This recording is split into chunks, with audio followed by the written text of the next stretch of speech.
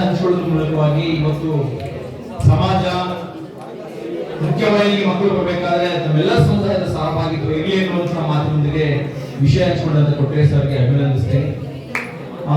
ನೇರಕ್ಕೆ ಹೋಗ್ಬೇಕು ಮಕ್ಕಳೆಲ್ಲ. ಇನ್ನು 10 ನಿಮಿಷದಲ್ಲಿ ಕಾರ್ಯಕ್ರಮ ಮುಗಿತೈತಿ.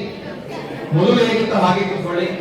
1 ನಿಮಿಷದಲ್ಲಿ ನಾನು ಪಾಲಕ ಪೋಷಕರು ಇರೋದ್ರಿಂದ ಒಂದು ಮಾತನ್ನ ಹಂಚಿಕೊಂಡು ನಂತರ ನಾನು SDMC ಅಧ್ಯಕ್ಷರಿಗೆ ಯಾರು ಮಾತಾಡ್ತೀರಾ, ಏನೆಲ್ಲ ಬದಲಾವಣೆ ಕಾಣ್ತಾ ಇದ್ದೀವಿ, ಅದು ವಿಜ್ಞಾನ ಪ್ರಗತಿ ಹೊಂದುತ್ತಾ ಇದೆ, ಟೆಕ್ನಾಲಜಿ ರ್ಯಾಪಿಡ್ಲಿ ಡೆವಲಪ್ಮೆಂಟ್ ಆಗ್ತಾ ಇದೆ.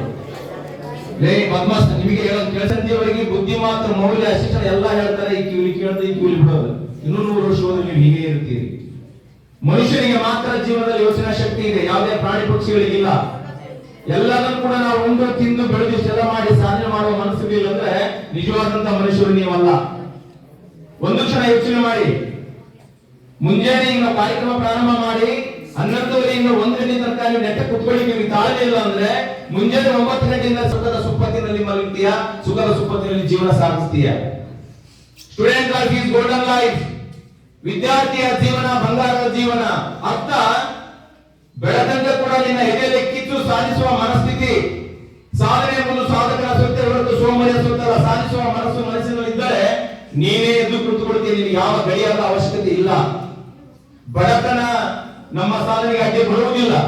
ಇಲ್ಲಿರುವಂತವರೆಲ್ಲರೂ ಬಡತನದಲ್ಲಿ ಸಾಧಿಸಿ ತೋರಿಸಿದಂತಹ ಸಾಧಕ ಶಿಕ್ಷಕರು. ಅವರು ಹೇಳುವಂತಹ ಪ್ರತಿಯೊಂದು ಮಾತು ನಿಮ್ಮ ಮನಸ್ಸಿನಲ್ಲಿ ಕೆಚ್ಚರಿದೆ ಉಳಿದುಕೊಂಡ್ರೆ ನೀವು ನಿಮ್ಮಷ್ಟಿಗೆ ನೀವೇ ಬದಲಾಗ್ತೀರಿ. ಪ್ರತಿಯೊಬ್ಬ ಶಿಕ್ಷಕರು ಹೇಳಿದ್ರೆ ನಿಮ್ಗೆ ಯಾರಿಗೂ ಕೂಡ ಈಗ ಅನುಭವ ಆಗಲ್ಲ. ಮುಂದೊಂದು ದಿನ SSLC ಫಲಿತಾಂಶವನ್ನು ನೀವು ಅನುತ್ತೀರ್ಣ ಹೊಂದಿ ಇದೇ ಸೂರ್ಯ ದಾರಿಯಲ್ಲಿ ಅಡ್ಡಾಡ್ತಿರ್ತೀರಲ್ಲ, ಅವಾಗ ನಿಮಗೆ ಮನಸ್ಸಿಗೆ ನೋವಾಗ್ತದೆ. ಮಿಂಚಿ ಹೋದ ಕಾಲಕ್ಕೆ ಚಿಂತಿಸಿ ಬರಲಿಲ್ಲ. ಅವಕಾಶ ಇದ್ದಾಗ ಆ ಸಮಯವನ್ನು ಸದುಪಯೋಗಪಡಿಸಿಕೋ. ಸಮಾಜದ ಮುಖ್ಯವಾಹಿನಿಗೆ ನೀನು ಬರ್ತೀಯ. ಇವತ್ತು ನೀನೇನಾದ್ರೂ ಕಾಲಹರಣ ಮಾಡಿದ್ರೆ, ಓದು ಬರದ ಕಡೆಗೆ ನಿರ್ಲಕ್ಷ್ಯ ತೋರಿದ್ರೆ ಮುಂದೆ ಜೀವನ ಪರ್ಯಂತ ನೋವು ನೆಲುಗಳನ್ನ ನೀನು ಅನುಭವಿಸ್ತೀಯ. ನಿಮ್ಮ ಅಪ್ಪ ಅಮ್ಮ ಜೀವಂತವಾಗಿ ಭೂಮಿ ಮೇಲೆ ಇರುವವರಿಗೆ ಮಾತ್ರ ಅವರ ಹಸ್ತಂಗತದ ನಂತರದಲ್ಲಿ ಅನೇಕ ಕಷ್ಟ ಕಾರ್ಪಣ್ಯಗಳನ್ನ ನೀನು ಅನುಭವಿಸಬೇಕಾಗ್ತದೆ. ಅವರು ಹೇಳ್ತಾರೆ, ನನ್ನಂತೆ ನನ್ನ ಮಕ್ಕಳು ಕಷ್ಟಪಡುವುದು ಬೇಡ, ಅಟ್ಲೀಸ್ಟ್ ನಾನು ಕಷ್ಟಪಟ್ಟದ್ದನ್ನ ಬಿಟ್ಟು ಅವರು ಸುಖವಾಗಿ ಜೀವನ ಮಾಡ್ಲಿ ಅಂತ ಅವರು ನೀವು ನೋಡಿಕೊಳ್ಳಿ ಅಂತ ಅವ್ರು ನಿಮ್ಮನ್ನು ಓದಿಸ್ತಾ ಇಲ್ಲ. ನೀವು ಅವ್ರು ನೋಡ್ತೀರಿ ಅಂತ ಭಾವನೆಯಿಂದ ಅವ್ರು ನಿಮ್ಮನ್ನು ಶಾಲೆ ಕಳಿಸ್ತಾ ಇಲ್ಲ. ಅವ್ರು ಅನ್ಕೊಳ್ಳೋದಿಷ್ಟೇ, ನನ್ನಂತೆ ನನ್ನ ಮಗ ಕಷ್ಟಪಡಬಾರದು. ಯೋಚನೆ ಮಾಡಿ. ನೀವು ಮುಂದೆ ಅವ್ರು ನೋಡ್ತೀರಿ, ಅವ್ರ ಸಾಕ್ತೀರಿ ಅನ್ನೋ ಭಾವನೆ ಅವ್ರದಿಲ್ಲ. ಅದಕ್ಕೆ ಯಾವತ್ತೂ ಕೂಡ ನೀವು ಚ್ಯುತಿ ತರಬಾರದು. ತಂದೆ ತಾಯಿಗಳಿಗೆ ಮೋಸ ಮಾಡಿದ್ರೆ ನೀವು ದೊಡ್ಡದಾದಂತಹ ಅಪರಾಧಿ ಆಗ್ತಿರ್ತೀರಿ. ಕೊಲೆ ಮಾಡಿದ್ರೆ ಅಷ್ಟು ನಿಮಗೆ ಪಾಪ ಬರಲ್ಲ. ಯಾವತ್ತೂ ಕೂಡ ಜನ್ಮ ಕೊಟ್ಟ ತಂದೆ ತಾಯಿ ಹೇಳುವಂತಹ ಮಕ್ಕಳು ನೀವಾಗ್ರಿ ನಿಜವಾಗ್ಲೂ ಕೂಡ ಈ ಸಮಾಜದಲ್ಲಿ ಮುಖ್ಯವಾಹಿನಿ ಬರ್ತೀರಿ. ಹಾಗಾಗಿ ನೀವೆಲ್ಲರೂ ಕೂಡ ನಾನು ಪಾಲಕ ಪೋಷಕರು ವಿನಂತಿಸಿಕೊಳ್ತೀನಿ, ಮುಂಜಾನೆ 9:30ರಿಂದ 4:00 ಮಾತ್ರ ಶಾಲಾವಧಿಯಲ್ಲಿ ನಮ್ಮ ಹತ್ರ ಇರ್ತಾರೆ. ನಾವು ನೋಡ್ತೀವಿ, ಹೇಳ್ತೀವಿ, ಕೇಳ್ತೀವಿ, ಎಲ್ಲ ಮೇಲ್ವಿಚಾರಣೆ ಮಾಡ್ತೀವಿ. ಮನೆಯಲ್ಲಿ ಮಕ್ಕಳು ಏನ್ ಮಾಡ್ತಾ ಇದ್ದಾರೆ ಅನ್ನೋದನ್ನ ಮನೆ ಅವಧಿಯಲ್ಲಿ ಕೂಡ ನೀವು ಅವ್ರ ಮೊಬೈಲ್ ಇಟ್ಕೊಂಡ್ರೆ ಬೈದು ಹೇಳ್ರಿ. ಅವ್ರ ಮೊಬೈಲ್ ಏನಾದ್ರು ಬಿಟ್ಟಿಲ್ಲ ಅಂದ್ರೆ ಶಿಕ್ಷಕರಿಗೆ ತಿಳಿಸ್ರಿ. ಆ ಮೊಬೈಲ್ ಇಂದ ಮಕ್ಕಳನ್ನ ದೂರ ಮಾಡಿದಾಗ ಮಾತ್ರ ಅವರ ಅನೇಕ ರೀತಿಯಾದ ವರ್ತನೆಗಳಲ್ಲಿ ಪರಿವರ್ತನೆಯನ್ನು ಕಾಣಲಿಕ್ಕೆ ಸಾಧ್ಯತೆ ಆಗ್ತದೆ.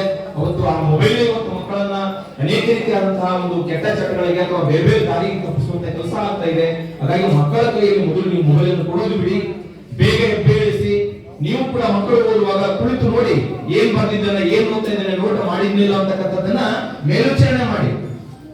ನೀವು ಗೊತ್ತಾಗಿಲ್ಲ ಆ ಕ್ಲಾಸ್ ಟೀಚರ್ಗೆ ಸ್ವಲ್ಪ ಹೇಳಿ ಬಂದು ಅವಾಗ ಅವ್ರು ವಿಚಾರಿಸಿಕೊಂಡು ಅವ್ರನ್ನ ಸರಿಪಡಿಸಲಿಕ್ಕೆ ಅವರೆಲ್ಲ ರೀತಿಯಿಂದ ಹೇಳ್ತಾರೆ. ಅವರು ಶಾಲೆಯಲ್ಲಿ ಹೇಳಿದಾಗ ಮನೆಯಲ್ಲಿ ಮಗು ಹೋಮ್ವರ್ಕ್ ಮಾಡುವಾಗ ಅದು ನೀವೆಲ್ಲರೂ ಕೂಡ ಮೇಲ್ವಿಚಾರಣೆ ಮಾಡಿದಾಗ ಮಾತ್ರ ಶಿಕ್ಷಕರು, ಪೋಷಕರು, ವಿದ್ಯಾರ್ಥಿಗಳು ಇವರೆಲ್ಲರ ಸಹಕಾರಿದ್ರೆ ಮಾತ್ರ ಶಿಕ್ಷಣದ ಬಂಡಿ ಅನ್ನುವಂಥದ್ದು ಯಶಸ್ವಿ ಆಗ್ತದೆ ಅಂತಕ್ಕಂಥದ್ರೊಂದಿಗೆ ನಿಮ್ಮ ನಿಗಾ ಮಕ್ಕಳ ಮೇಲೆ ಇರಲಿ.